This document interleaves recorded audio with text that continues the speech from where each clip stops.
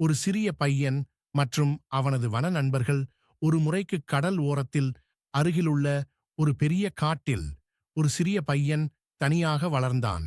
அவனுக்கு பெற்றோர் யாரும் இல்லை. அந்த காட்டுதான் அவனுடைய வீடும் வாழ்க்கையும். அவனது நல்ல மனமும் துணிச்சலும் காரணமாக வனத்திலுள்ள மிருகங்கள் அவனை அன்புடன் ஏற்றுக்கொண்டன. முதலிலேயே அவன் சந்தித்தது ஒரு சிங்கம். அது மிகவும் ஆபத்தான மிருகம் என்றாலும் பையனின் பயமில்லாத நடத்தை மற்றும் அன்பு வார்த்தைகள் சிங்கத்தின் மனதை மயக்கியது. அந்த சிங்கம் அவனுக்கு பாதுகாவலனாக ஆனது. பிறகு அவன் ஒரு புலியையும் சந்தித்தான். ஆரம்பத்தில் புலி அவனை சந்தேகமாக பார்த்தது. ஆனால் பையன் அதற்கும் உணவு பகிர்ந்தபோது புலியும் அவனது நெருக்கமான நண்பனாகிவிட்டது. ஒரு நாள் பையன் ஒரு குரங்குடன் விளையாடிக் கொண்டிருந்த போது ஒரு பெரிய நஞ்சு பாம்பு அவனை கடிக்க வந்தது. அந்த நேரத்தில் சிங்கமும் புலியும்